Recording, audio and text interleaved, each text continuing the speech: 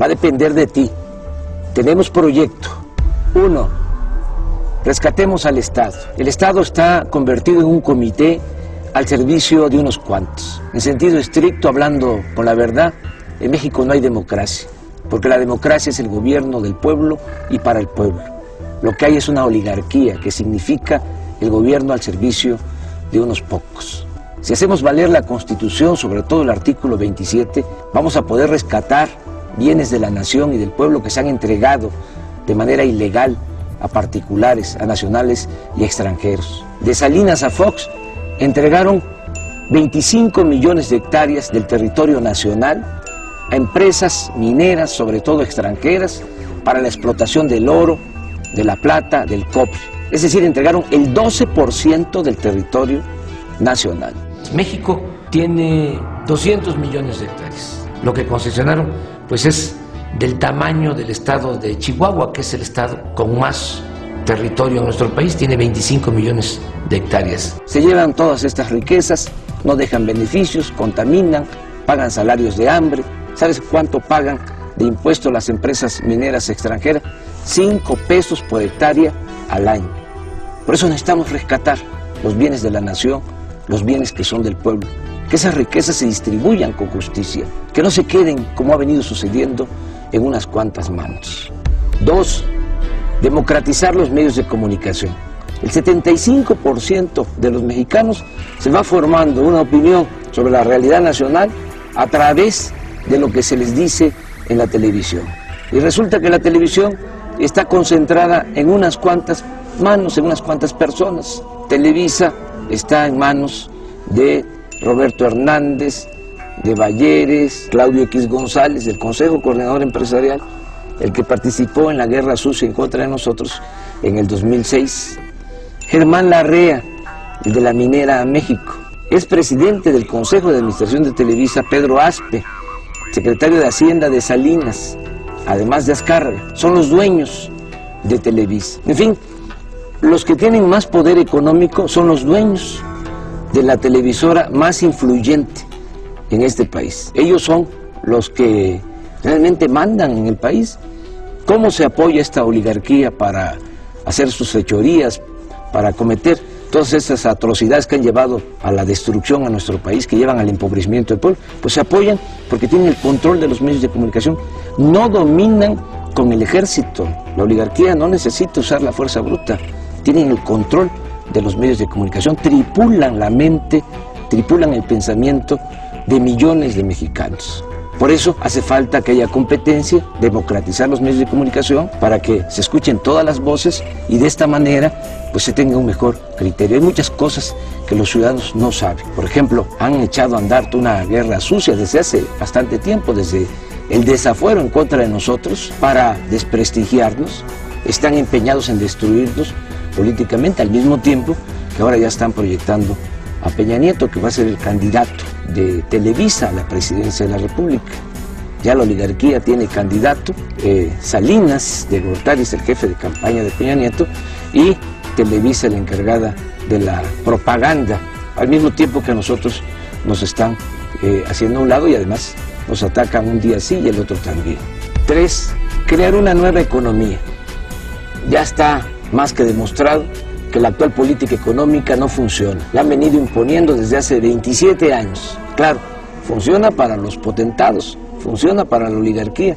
A ellos les ha ido muy bien, por eso no quieren que haya un cambio en materia de política económica, porque aunque le vaya mal al pueblo, aunque le vaya mal al país, a ellos siempre les va bien. Pero para la mayoría de los mexicanos, la política económica ha sido realmente un desastre. No ha habido crecimiento en la economía, no se han generado empleos. México se convirtió en el país del mundo que más mano de obra exporta al extranjero. La gente por necesidad tiene que abandonar el país porque aquí no hay oportunidades de trabajo. ¿A qué no sabes que el año pasado, de los 152 países del mundo, México ocupó el lugar 143 en crecimiento económico? Es decir, estuvimos entre las 9 peores economías del mundo. El año pasado también México fue el país de América con menos crecimiento económico y aunque parezca increíble, estuvimos abajo de Haití en cuanto a crecimiento económico. Y aún así no quieren cambiar la política económica. Es un absurdo que estemos vendiendo petróleo crudo en el extranjero y estemos comprando gasolinas o otros derivados. Es como si vendiéramos naranja y compráramos jugo de naranja. Tenemos que producir aquí las gasolinas, hacer las refinerías que hacen falta, fortalecer la industria petroquímica, todo esto para generar empleos en el país. 4. Combatir las prácticas monopólicas, que se cumpla lo que establece la Constitución en su artículo 28, que no haya monopolios que abusen y que den precios exagerados, que afecten a los consumidores, como sucede en el país. Hay un grupo de monopolios vinculados al poder que tienen protección y que abusan de los consumidores. Nosotros los mexicanos tenemos que pagar porque existen estos monopolios, porque no hay competencia, más por los bienes y servicios que consumimos. Pagamos 3 veces más por el cemento que lo que pagan los estadounidenses. Los mexicanos pagamos también mucho más por el teléfono, por la luz, por tarjetas de crédito, por créditos hipotecarios, por el servicio de internet, y todo porque existen los monopolios. Y hacemos la comparación con Estados Unidos, cuando allá el salario mínimo es 10 veces superior al salario mínimo en nuestro país. No es justo que estemos pagando precios exagerados por la existencia de estos monopolios. 5. Abolir los privilegios fiscales. Es una gran injusticia el que los de mero arriba no paguen impuestos, o cuando los pagan se les devuelve.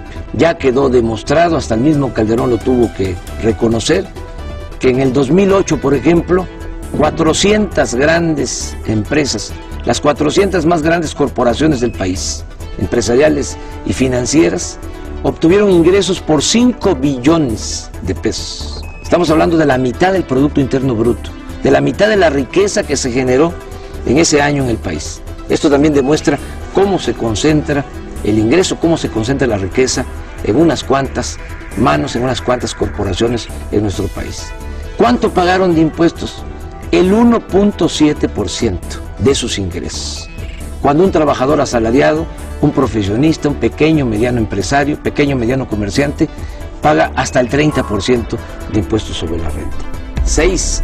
Austeridad republicana. Le cuesta mucho al pueblo mantener al gobierno. Es un gobierno mantenido y bueno para nada. No puede haber un gobierno rico con pueblo pobre. Es mucho el dinero del presupuesto que se destina a pagar sueldos elevadísimos a los altos funcionarios públicos. Y no solo sueldos, tienen atención médica privada, cajas de ahorro, muchas prestaciones. Cuesta 1.500 millones de pesos mantener toda la flotilla de aviones y de helicópteros de los altos funcionarios públicos. No puede ser que haya sueldos de 600,000 pesos mensuales. Es un insulto. Hay que hacer un ajuste. Estamos proponiendo un plan de austeridad republicana para ahorrar 200,000 millones de pesos en el presupuesto y destinar estos fondos al desarrollo económico y a garantizar el bienestar de la gente. 7. Fortalecer el sector energético. Todavía es tiempo de convertir al sector energético en palanca del desarrollo nacional. Utilizar bien el petróleo, utilizar bien la industria eléctrica, todo lo que tiene que ver con el gas, que es tan importante. En el caso del petróleo, pues hay que explotarlo de manera racional. Como se han dedicado nada más a extraer petróleo para vender petróleo crudo al extranjero, ahora tenemos ya una crisis por falta de producción de petróleo. En el 2004, durante el gobierno de Fox, se alcanzó una producción petrolera de 3.400.000 barriles diarios. El año pasado ya la producción fue de 2.600.000 barriles. Es decir, en muy poco tiempo, estamos hablando de 4 o 5 años, se cayó la producción en 800.000 barriles diarios. Si sigue esta tendencia, en 3 o 4 años más vamos a estar produciendo 2 millones de barriles diarios. Y esto es muy grave, porque entonces ya no vamos a tener excedentes. Eso es lo que necesitamos para nuestro consumo interno. Pero, por si fuese poco, vamos a tener que seguir vendiendo petróleo crudo, porque no tenemos refinerías en el país. Vamos a tener que seguir comprando la gasolina en el extranjero. Hace falta también ya decidirse a construir en serio las 3 o 4 refinerías que hacen falta para dejar de comprar la gasolina en el extranjero. Hay que revisar todos esos contratos que han entregado a empresas extranjeras para instalar plantas de generación de energía eléctrica en nuestro país. Estamos pagando la luz a precios muy elevados porque la Comisión Federal de Electricidad está comprando toda la energía eléctrica a empresas extranjeras. El 40% de la luz que consumimos ya se está comprando a empresas extranjeras. 8. Alcanzar la soberanía alimentaria. Tenemos que producir los alimentos que consumimos, dejar de comprar maíz, frijol, arroz, leche, carne de cerdo, carne de res, desechos de pollo en el extranjero. Es un absurdo que se haya abandonado el campo y que no estemos produciendo lo que consumimos. El año pasado, a pesar de la recesión económica, se tuvieron que destinar 16.000 millones de dólares para comprar alimentos en el extranjero, cuando podríamos estarlos produciendo en nuestro país, además generando empleos, evitando de que la gente tenga que irse a buscar trabajo a Estados Unidos. Se está despoblando el campo.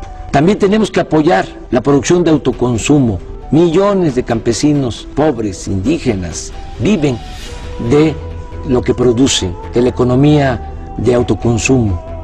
Hay que apoyarlos, ayudarlos a que sigan produciendo maíz, sobre todo, que es la base de la alimentación, y no al maíz transgénico. 9. Establecer el estado de bienestar. Que se garantice la seguridad, el bienestar del mexicano, desde que nace hasta que muere, desde la cuna hasta la tumba. Ese es un ideal, se puede lograr. Hay que empezar por garantizar el derecho de los adultos mayores a una pensión justa. El estado de bienestar en Europa, por ejemplo, significa que a partir de los 65 años ya reciben en algunos países hasta 30,000 pesos mensuales de pensión. Eso es estado de bienestar. Nosotros tenemos que garantizar eso. Tiene que haber pensión universal para todos los adultos mayores. Tiene que haber becas de apoyo a todas las personas con discapacidad. Tiene que garantizarse la atención médica y los medicamentos gratuitos. Hacer valer lo que establece la Constitución, el derecho del pueblo a la salud. Y desde luego tiene que garantizarse el derecho a la educación. Que no se queden los jóvenes sin la posibilidad de estudiar, que no importe la condición económica, social de los padres, para que los jóvenes puedan tener acceso a la educación. No lo que ha venido sucediendo, que cada año rechazan a 300,000 jóvenes con el pretexto de que no pasan el examen de admisión en las universidades públicas, cuando la verdad es que no hay presupuesto, no hay espacio y por eso los están excluyendo. 10. Promover una nueva corriente de pensamiento, en donde lo más importante sean los valores.